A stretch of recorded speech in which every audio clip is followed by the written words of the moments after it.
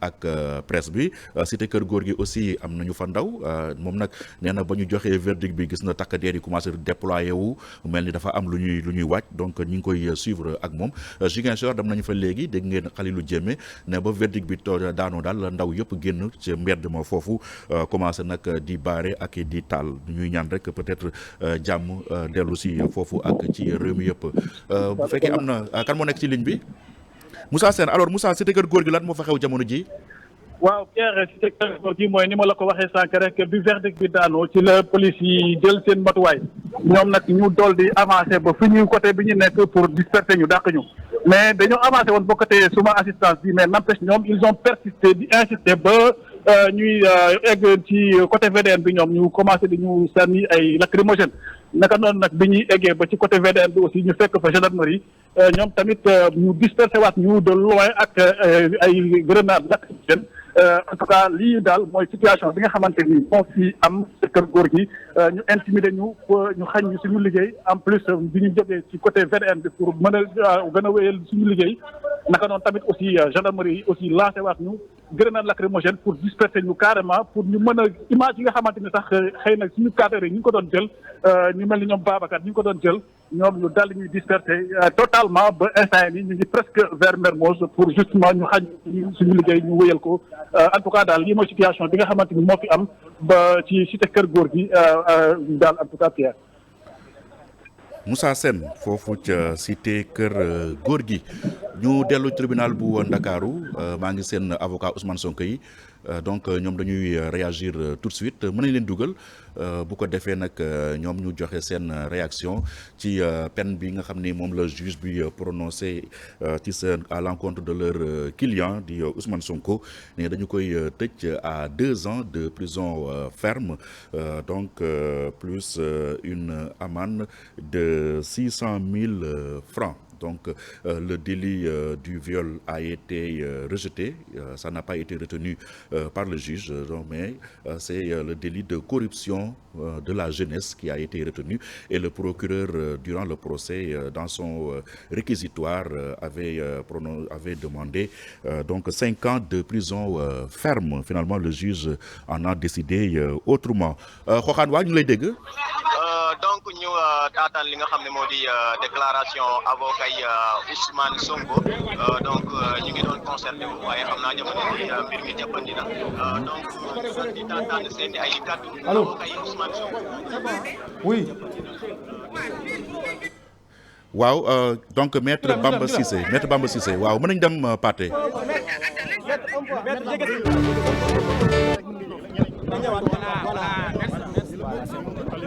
C'est bon. Non, c'est bon. Allez-y.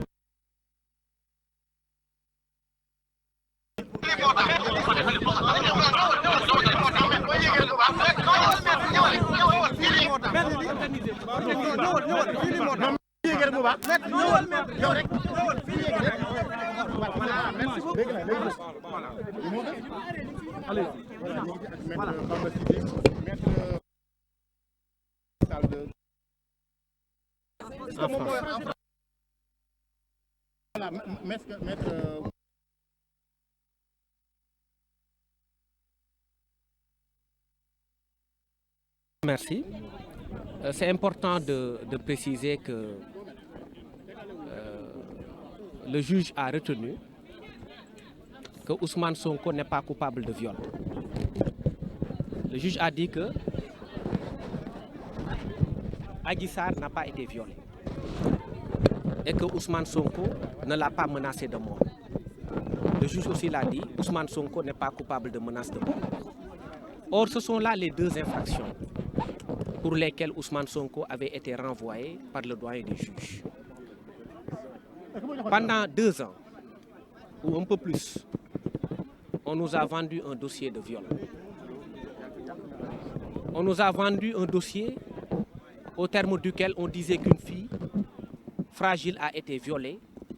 sous la contrainte et avec des armes par M. Ousmane Sonko. Aujourd'hui, la justice a dit que ce n'était pas vrai. Il y a eu beaucoup de pertes en vies humaines. Il y a eu beaucoup de dégâts matériels. Il y a eu beaucoup d'espoirs perdus. il y a eu beaucoup de familles brisées. Il y a eu beaucoup de déceptions et de chagrin dans ce pays-là. La justice a fini par dire que tout ça devra accoucher d'une souris. Parce qu'en réalité, le prétexte à tout ça n'était pas fondé.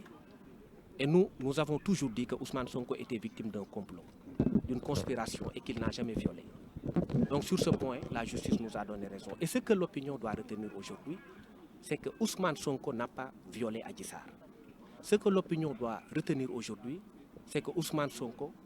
n'a pas menacé Adji Sarr de mort avec des armes. Et je pense qu'il est temps que les choses soient éclaircies, parce que c'est important. Si on considère que Ousmane Sonko n'a pas violé Adji Sarr, c'est qu'il y a eu une conspiration derrière cette affaire-là.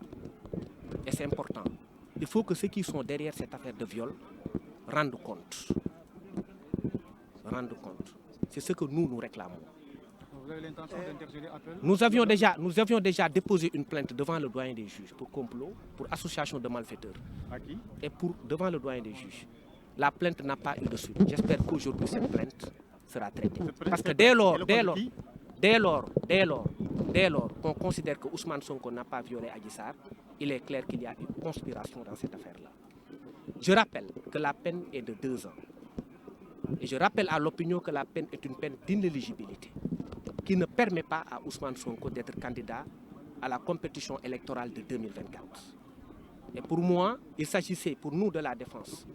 L'objectif était de salir un homme. Cet objectif n'a pas été réussi. L'autre objectif était de le rendre inéligible. Cet objectif a eu l'effet escompté parce qu'aujourd'hui, avec cette peine-là et en l'état actuel des choses, Ousmane Sonko ne peut pas être candidat à la compétition électorale de 2024. Maître, voulez-vous nous dire exactement les amendes et tout ça? Le verdict carrément. Rappelez-nous carrément le verdict, s'il vous plaît. Il s'agit d'une peine d'emprisonnement de 2 ans ferme pour corruption de la jeunesse. Parce que Ousmane Sonko a été acquitté pour viol, il a été également acquitté pour menace de mort. Il a été condamné à payer 20 millions à la partie civile qui, comme vous l'avez constaté, était en larmes parce qu'elle pensait qu'elle devait être satisfaite parce que simplement Ousmane Sonko devait être condamné pour viol. Mais à l'issue de ce procès, la justice ne lui a pas donné raison. Elle lui a dit que Ousmane Sonko ne vous a pas violé, madame. Est-ce possible de faire appel? En matière de contumace, il n'est pas possible de faire appel.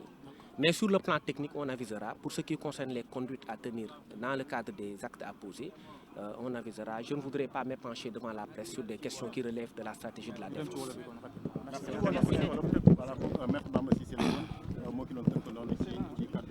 waaw di sant yàlla maître Ousseynou Ngom bokk ci collectif ñiy défendre Ousmane Sonko di sant yàlla bu baax di rappeler ne atte bi jolli na tey attekaay bi naam Ousmane Sonko teewul ci atte gi setal na ko ci li nga xam ne loolu lañ ko doon toppee ci njëlbeen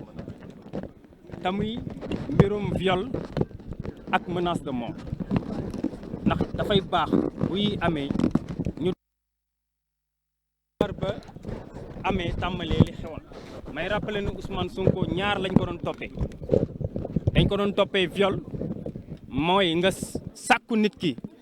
lu dul ci coobareem ci ay anam yoo xam ne tamit yoon daf ko bañ lu ci mel ni menace de mort lu ci mel ni contrainte ak yu ni mel beneen bi menace de mort ci boppam nga xam ne dafa bokk élément constitutif sax beneen infraction boobu di viol loolu moo indi tey procédure bi ngeen gis nii yëpp loolu moo indi bakken yi nga xam ne rot na te may profiter également ci occasion bi di jaalewaat seeni njaboot di ñaan suñu borom mu xare leen ci àjjana ndax li xew tey dafa metti mënuñu ci woon wax nag ndax ñun ay légaliste lañ procédure bu amee foo xam ne dafa toll dafay baax nga taxaw ànd ak dal waaye bu ñu ñëwee ba ci càppandaw ba atte bi jub dafay baax nag ñu laal fa muy méttee te fa muy méttee mooy tooñ moo am ci kaw Ousmane Sonko ndax mbirum viol bi ñuy wax amul mbirum menace de mort bi ñuy wax amul te loolu du Ousmane Sonko ko maa ngi rappelé ne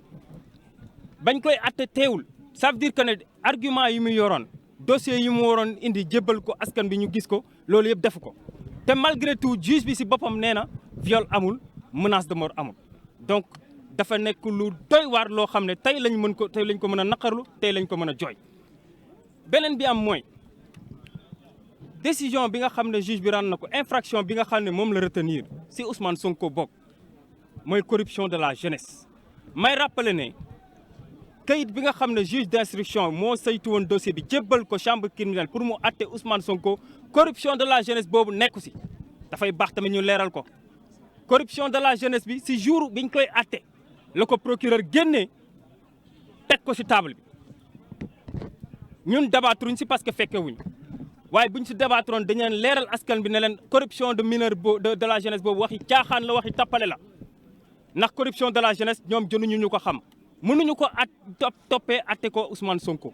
ndax corruption de la jeunesse mook li ñuy wax incitation à la débauche mook li ñuy wax proxénétisme ñoo bokk cas pour mu mën a am il faut ki nga xam ne moom lañ ko teg daan mu siy tiire li ñuy wax subside mooy alal wala lu ni mel Ousmane Sonko mënuñu ko toppee corruption de la jeunesse donc waxi caaxaan la si anam bañ ko indee parce que may rappeler nag ne fii Sénégal justice nag dafa am nag nu mu war a taxawee amuñu sañ-sañ topp nit atte ko chambre criminelle si loo xam ne bokkul woon si ordonnance de renvoi juge d'instruction bi il faut mu leer enquête bi corruption de la jeunesse bokk si instruction bi corruption de la jeunesse bokk si donc amuñu sañ-sañ ñëw si jour bañ koy atte indi corruption de la jeunesse te jaarale wuñ ko si anam yi ñu ko war a jaarale donc baaxul mais même bu doon sax def nañ ko mënuñu toppee Ousmane Sonko corruption de la jeunesse léegi nag jàngat giñ si am mooy viol bi teggi nañ ko menace de mort teggi nañ ko yooyu crime la ñu indi corruption de la jeunesse bi nga xam ne délit la sama naataangoo bi wax léegi si ko kàllaama nasaraan rappelé na ko muy Maître Bamba Cissé peine bi ñu indi boo ko jàngatee lañ siy gëstu lañ siy jublu mooy teggi candidature Ousmane Sonko loolu il faut mu leer léegi nag dafay jox dëgg ñi doon wax te man mii ma njëkk si ne leen objectifu ñi nga xam ne ñoo teg lii